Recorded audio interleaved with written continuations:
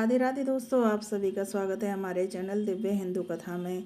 चलिए आज सुनते हैं चैत्र अमावस्या की व्रत कथा। चैत्र मास हिंदू धर्म में अत्यंत पवित्र और शुभ माना गया है। इस महीने से हिंदू नववर्ष का प्रारंभ भी होता है। चैत्र मास की अमावस्या तिथि विशेष धार्मिक, आध्यात्मिक और पितृ तर्पण के लिए अत्यंत महत्वपूर्ण मानी जाती है। इस दिन स्नान, दान, जप, तप और पितरों का श्राद्ध करने से अनेक जन्मों के पाप नष्ट हो जाते हैं तथा जीवन में सुख समृद्धि आती है। शास्त्रों में चैत्र अमावस्या को आत्मशुद्धि और पितृ कृपा प्राप्त करने का श्रेष्ठ अवसर बताया गया है। चलिए सुनते हैं कथा। बहुत समय पहले की बात है। आर्यावर्त में एक सुंदर और समृद्ध राज्य था जिसका नाम सूर्यपुर था। उस राज्य पर धर्मपरायण और न्यायप्रिय राजा धर्मसेन का शासन था। राजा अपनी प्रजा से अत्यंत प्रेम करता था और प्रजा भी उसे पिता के समान मानती थी। राजा धर्मसेन प्रतिदिन भगवान की पूजा करता, ब्राह्मणों को दान देता और धर्म के मार्ग पर चलता था। राज्य में सुख शांति थी, वर्षा समय पर होती थी और अन्न धन की कोई कमी नहीं थी। परंतु राजा के जीवन में एक गहरी चिंता थी, उसकी कोई संतान नहीं थी। राजा और रानी ने अनेक यज्ञ, व्रत और तप किए, लेकिन संतान सुख प्राप्त नहीं हुआ। धीरे धीरे राजा का मन उदास रहने लगा। एक दिन राज्य में महान तपस्वी महर्षि अंगीरा पधारे। राजा ने उनका आदर सत्कार किया और अपनी चिंता बताई। राजा बोला, हे गुरुदेव, मैंने धर्म का पालन किया, दान दिया, यज्ञ किए, फिर भी मुझे संतान सुख क्यों नहीं मिला। महर्षि ने ध्यान लगाकर राजा के पूर्व जन्म का रहस्य देखा और बोले, राजन, तुम पिछले जन्म में एक धनी व्यापारी थे। तुमने धन तो बहुत कमाया, परंतु अपने पितरों का श्राद्ध और तर्पण कभी नहीं किया।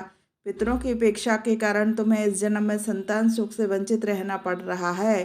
राजा यह सुनकर अत्यंत दुखी हुए और बोले, गुरुदेव, इस दोष से मुक्ति का कोई उपाय है क्या।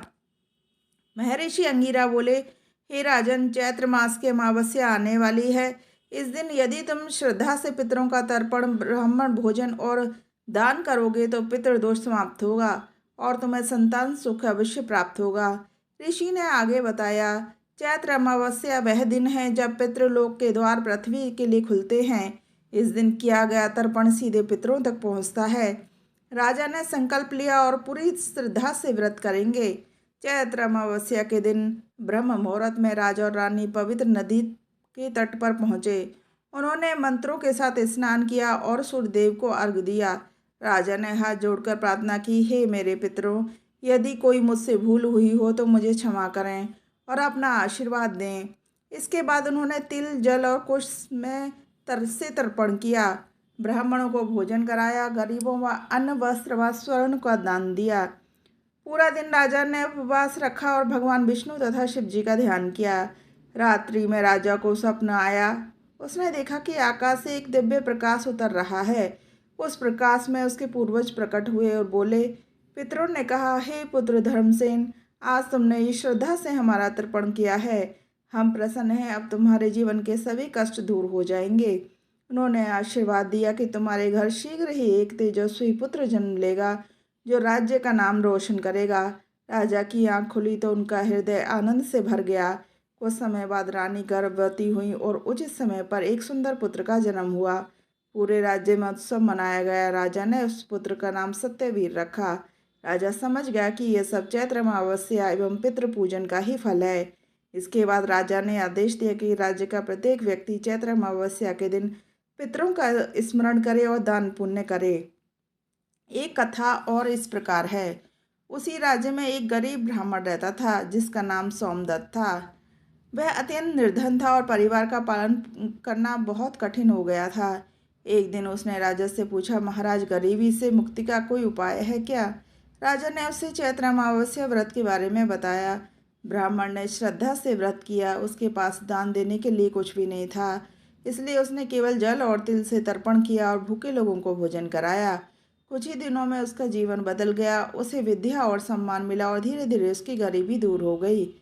इस व्रत को करने से व्यक्ति के सभी काम पूर्ण हो जाते हैं। चैत्र अमावस्या की कथा हमें सिखाती है कि पितरों का सम्मान करना हमारा कर्तव्य है। दान और सेवा से जीवन के सभी कष्ट दूर होते हैं। इस दिन पितृ तर्पण करने से पितृदोष समाप्त होता है। स्नान और दान से पापों का नाश होता है। मान्यता है कि चैत्र अमावस्या के दिन भगवान विष्णु और भगवान शिव दोनों की विशेष कृपा प्राप्त होती है। जो व्यक्ति इस दिन दीपदान करता है उसके जीवन में अज्ञान का अंधकार दूर हो जाता है। तो दोस्तों, आपको ये कथा कैसी लगी हमें ज़रूर बताएं और हमारे चैनल को सब्सक्राइब जरूर करें। राधे राधे दोस्तों।